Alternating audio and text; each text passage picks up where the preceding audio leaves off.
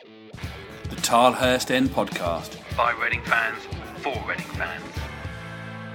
Hello everybody, welcome along to the Tilehurst End Podcast Extra in association with the Wokingham paper for Friday, the 22nd of September 2017. My name is Dan Wimbush, editor of the TilehurstEnd.com, and I'm joined as always by the Wokingham paper's Reading reporter, Tom Crocker. Tom, hello, how are you? Afternoon, Dan. Welcome back to the country, first of all. Yeah, at least there's a little bit of sunshine with me. It's not been quite the cold weather adjustment that you usually get when you step off a plane. No, yeah, it's quite nice. I'm sure it will turn pretty quickly, especially for those night games that are coming up. But yeah, so far it's been all right this week. Yeah, I'm sure I'll be sat in one of those big dugout Arsene Wenger style coats on Saturday, now that I've talked about sun. Yes, I think I might have to dig out my winter attire soon for the press box as well. Absolutely. Well, look, last time we spoke, as I mentioned, I wasn't just abroad, but we're kind of in mixed mood. We'd just had that defeat to Bristol City and not really sure where things were going to go. We sit here 7 days later. And Tom, I think I'm going to start something today, almost, I want to call it the Tom-Mometer. Basically, I've been asking you all season, are you feeling better, worse, or the same about Reading's prospects this season? So we're going to start it now. Are you hotter or are you colder? Are you still in the middle on Reading's prospects this season after this week? Colder, I think. It's not been a great week. I don't think anyone can say otherwise. Obviously, the point of Brentford is it's not bad to get a point away from home, but the performance wasn't great at all, really. They got out of jail, and Tuesday night they played all right, but yeah, it's just not looking like scoring enough goals, and suddenly the gap, I think I mentioned it last week, the gap in the table is already growing a little bit, especially now after they drew that game. So it's a big week coming up. They've got 3 games in 8 days and they need to pick up some points quickly. Otherwise it's going to be a bit of a struggle. And I think some fans are getting a bit concerned about the lack of goals, and it could all turn very quickly if they don't pick up a home win sooner rather than later. Really, it's certainly not looking great, but still it can change really quickly the other way as well. So it's not like I'm not writing them off completely, and it just seems a bit of a struggle week on week at the moment to try and get some momentum going, which is a bit of a problem. Yeah, so a chilly start on the Tom-Mometer. I'm very much open to suggestions, by the way, if you've got a better idea. The Crocker-meter, that I'm not sure about that one. Yeah, we'll stick with that. We'll stick with the Tom-Mometer. Okay, done, deal. Yeah, I mean, I agree. It's not been a good week. I mean, you do have to try and take the positive from them scrapping that point at Griffin Park and Swansea, although I did think we would nick it. Not entirely surprising, especially with the quality of side that Swansea put out in the end. I don't think anyone was expecting quite that level of quality. But, Stam was trying to take the positives out of both games. Can you sort of see why he's on the glass half full, should I say, bandwagon? Yeah, I think he's got to be, really. Like you say, an away point in the Championship, I don't think you can sniff at that, really. He was brutally honest in the first half. They weren't good enough at Brentford, and it could have been out of sight, really. I mean, they had a couple of chances in the first 3 minutes, really. Bodvarsson got in a couple of times, but apart from that, it was nearly all Brentford, and how they haven't won a game this season, I'm not too sure. I think speaking to some of the guys there on Saturday last week, they said it's sort of been the story of their season. They're missing big chances, missing penalties and that sort of thing, and it happened again. There was a few dubious refereeing calls on the day, and yeah, Reading got out of jail as they got the goal and nearly nicked it right at the end of a Luco shot that hit the bar, but that would have been complete robbery, really. They didn't deserve to win that game. And Tuesday night, Stam said afterwards that he felt Reading dominated the game. I'm not entirely sure quite where he got that from. First half, they battled quite well, I think. Paul Clement said after Swansea had to change their style to try and get something against Reading, which is a compliment, I suppose, to Reading. They admitted they had to dig in and sit in deeper and try and counter-attack, and the couple of goals they got were obviously fortunate, to say the least, really. Well, there was a corner, which you shouldn't be conceding a corner like that, and then the second goal obviously hit the referee, and we all know what happened after that. So it was encouraging, I think, on Tuesday, but I'd never really felt they were going to win the game. They didn't really look like scoring. I don't think they tested the keeper, apart from a few shots from outside the box, so there's plenty to work on. You've been following Reading for a few years now, and especially last season. Are they playing any worse than last season for you, or is it just a case that just results are just swinging a different direction? Yeah, that's an interesting one.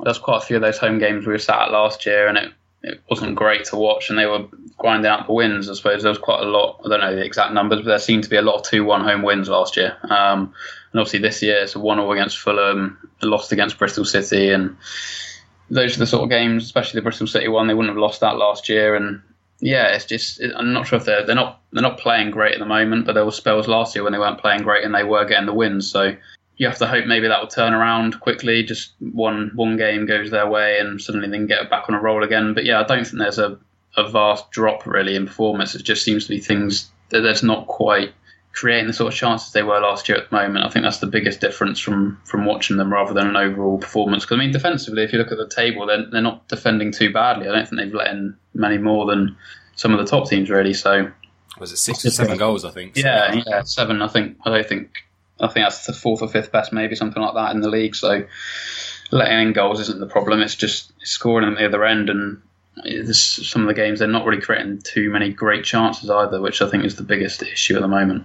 Yeah, still the only team in the Championship yet to score a goal in the first half. If you look at the last 3 games, it's 1 penalty is all we've managed to trouble opposition goalkeepers. So is it, before we move on and get some of the news items of the week, just finally, do you think this is a supply issue for the front line, or is this the front line not being good enough? We're seeing lots of people now step up on social media and phone in Radio Berkshire and tweet us saying, they should have signed a striker.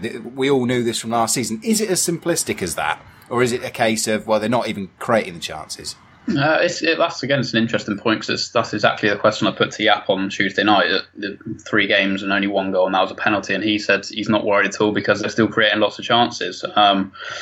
Again, I'm not entirely sure I buy into that, because it depends what you consider a chance, really. I suppose they had a few opportunities in and around the box where they put the ball across goal, but there's no one getting on the end of it. So if that's a chance, then I suppose you can count that. But in terms of actual shots on goal and working the keeper, they're not really doing enough. And if you start Roy Behrens up front and then you're putting crosses into the box, it seems a bit pointless. And that was the issue I had, I think, at Brentford on Saturday. They had Bodvarsson in the first half and they took him off for Behrens, and then they started putting crosses in. It's like it doesn't seem to make too much sense the way they're going about it right now. But yeah, I think, like I keep saying, if they can just find a result of a win, then it can quickly turn around again. I think the supply line is there, but there is a lack of end product at the moment. I don't think anyone can deny that.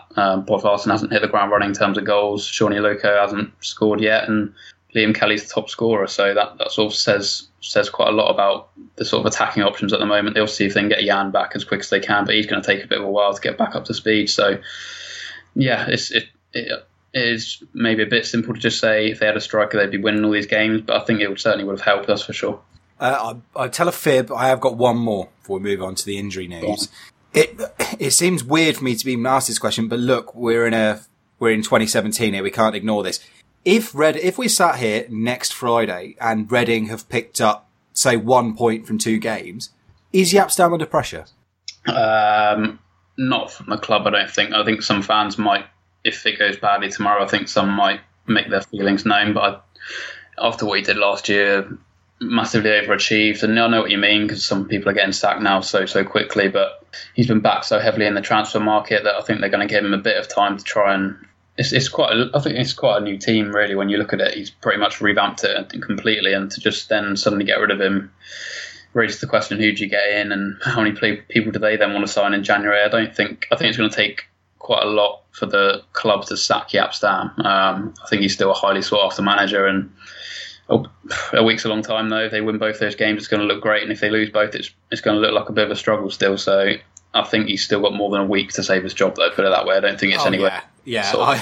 If Reading sack him off the back of a bad week, I think that would just signal that the club is in chaos. But look, it's the managerial era we live in. It's the Frank de Boer era.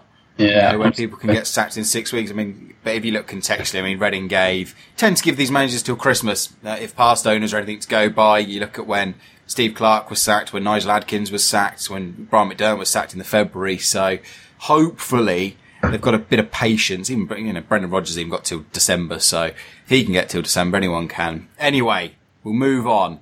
Injury wise, nice to see Jordan Abita and John Swift getting some game time against Swansea. Got both just under an hour, didn't they? Any more reinforcements due, or on the other side, has anyone new entered the treatment room? I don't think there's anyone new. I think the club are quite happy with the progress these guys are making now. I think the only one is really Mo Barrow. He missed the game at Brentford, and after speaking to Stam then, he sort of said he'll be out for about a week, but I would imagine he probably wouldn't risk him early, so I wouldn't expect to see him tomorrow. Probably, definitely not from the start. And then in terms of the others, everyone's just coming back and gaining fitness now. Obviously, Bieran's got his first start, as did Abita, and Swift came back from injury. I think Abita's looked a little bit rusty, being honest, in the last couple of games. So whether he starts again on Saturday will be a big call. I think when he's fully fit, he'll be first choice. But for now, I think it's still a question mark. And then Swifty, I think, looked pretty good, actually, especially in the first half. And then he got brought off fairly early in the second. So that's just a fitness thing with him. And I think the central midfield is a bit of a conundrum. I'm still not sure anyone really knows the best midfield three. So whether Swift is part of that, we're going to have to wait and see over the next few weeks. But yeah, fitness-wise, I think everyone's pretty much coming back now. Obviously, you got Harriet and Jan and those guys, but they're getting back into training now. So it's not like anyone's a massive injury delay now. I think it's just the case of getting the minutes and trying to get them building fitness, which they'll be able to do because there's lots of games coming up. Yeah, it's both the best and the worst thing we've talked about in the last couple of weeks, isn't it? He's almost got too much choice, and it's whether he knows. I noticed him saying after the game against Brentford that it's not a case of you're going to have automatic choices. He's getting to know his players, but do you see a pattern emerging? Can you sort of see a plan forming, or do you still think he's figuring it all out on the training ground?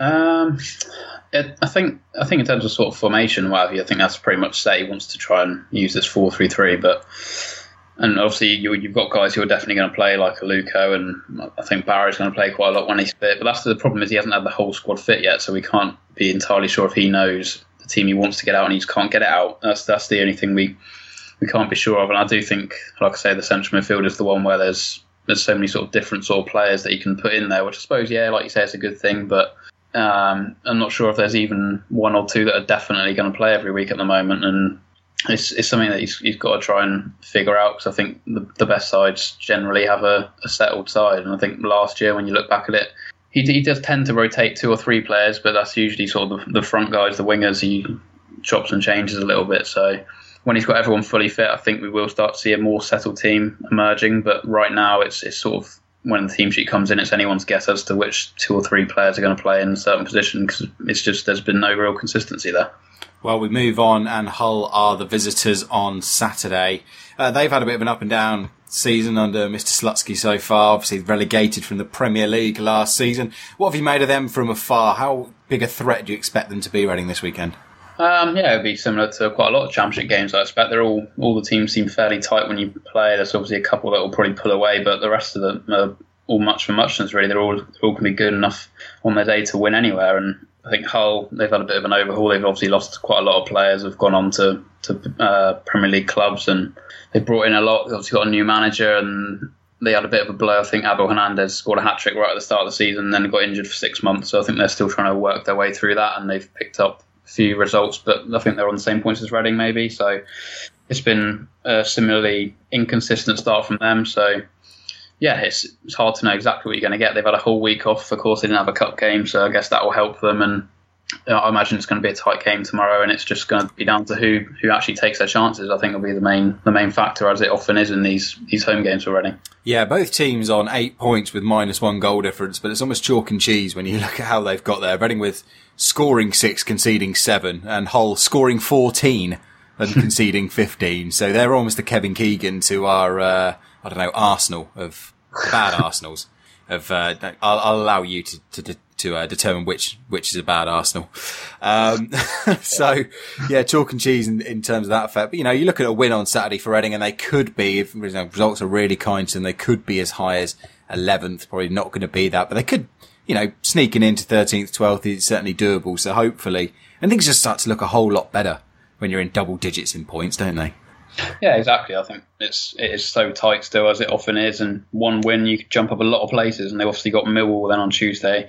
Yeah, then 16th, 1 point above. Yeah, that's what I mean. So it's just 2 games that if they play well enough, they can get the wins in both those games without a doubt. But equally, if it doesn't go well, they could easily lose them. You wouldn't be entirely surprised. So yeah, like you say, double figures in points will look a lot better, and suddenly then you'll be looking upwards rather than looking at how big the gap is. You'll be thinking we've only got a few more places to get above, because right now it seems like a long way off to get top 6 or top 2, as they're talking about. It seems like quite ambitious at the moment, but it can change just so quickly. So that's why it's so hard to predict what's going on. Absolutely. 7 points off the playoffs at the moment, although we do have that game in hand on 6th place Sheffield United. A couple of familiar faces as well. It will be in the opposition ranks over the next week or so. We've got Michael Hector coming back with Hull. He didn't have a great game at the weekend, subbed off at half-time. And then we've got Jake Cooper making a return with Millwall. I imagine Jake Cooper, we want to have a bit of a point to prove to Stam.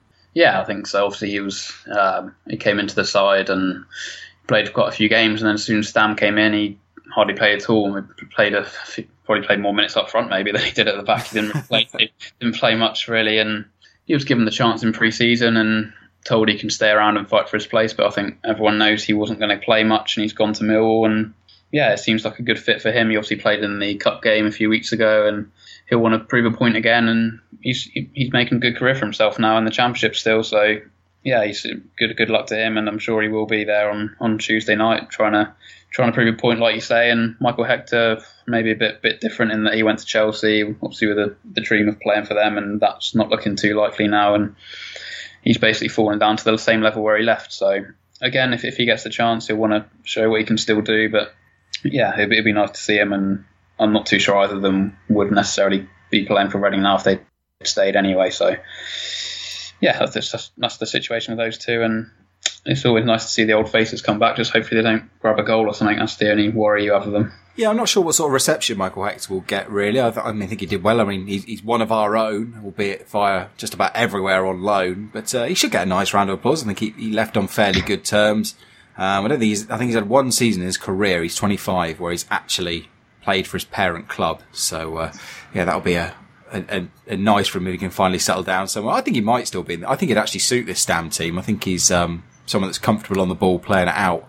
But unfortunately, sold before Jaap arrived. So those two games, then we've got Norwich, which we'll talk about next week. But it is the all-important Prediction League time, Tom. And we were discussing off air just before we started rolling. We're having shockers. It's not great. One slight point I would like to make on it is that we don't do it for cup games. And in the press box, I said to everyone it's going to be 2-0 to Swansea. But obviously, I get no points for that. Your predecessor was exactly the same. I can get people to vouch for that as well. So that's my only saver on that. But in the league form, it's been awful. I can't hide from that at all. Well, I've nailed my colours to the mast for the Hull game anyway. I've gone for a 2-0 home win. Westie's gone for a 2-1 home victory as well. So what are your thoughts for Hull? Not perhaps as optimistic as yourself. I'm probably going to go 1-1 for the home game. I think it could be another struggle, and just depends, as I say, if they can put their chance away. But I'm going to stick with 1-1 for this one. And you've got the choice. You can either make your Millwall prediction now, or I can get it for you on Twitter later after this weekend. Let's wait. Okay. that is right wise. Now, I think they're going to win, but we'll see. Well, I'll make my definite decision afterwards. That is fair enough. And just before we let you go, a bit of wider football news that I'll get your quick thoughts on. The EFL announcing that they've sort of agreed in principle, they're going to put it to a vote that they expect to pass, that the transfer window will close before the start of the season, following suit from the Premier League, who announced this a couple of weeks ago. Do you think that's a good move? I think it was inevitable, really. When the Premier League did it, it made sense for the Championship to follow. I think the arguments are all out there for everyone to see, really, that it's just about trying to get a settled squad. And I'm not sure if it's as important, not as important, but in the Premier League, obviously, you got people from abroad coming and nicking your players. So people are a bit dubious, but that doesn't tend to happen as much in the Championship. And I think they've made it so that you can still make loans after that. So if you do lose some players to Premier League clubs, maybe then you can still add to your squad if you get injuries, whatever. Because obviously the Championship season starts before the Premier League one usually. So, I think it's a good move. Generally, you want to know your squad going into the season. I don't think anyone can really argue with that. So, I think it's good news all round. I'm sure there'll be a few cases next season when it will look a bit. People will moan about it, that they've lost some players to injury and they can't replace them. But on the face of it as a whole, I think it's a good move. Yeah, I'm not sure how this whole loan stipulation that up until the 31st of August you can sign a player on loan, I'm not sure how that's going to work.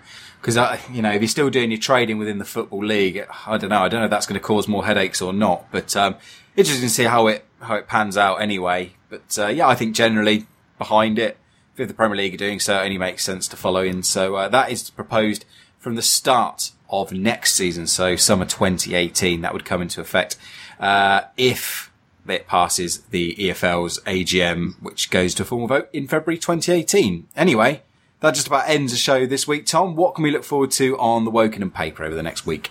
So we've got the preview with Jaap for the whole game going up this afternoon. Then obviously be at the Hull tomorrow, so that will be coverage from there. And then it's Millwall on Tuesday, so it's another busy week and hopefully a happier one for your Tom-Mometer next weekend. Yeah, very much so. And where can they follow you on social media?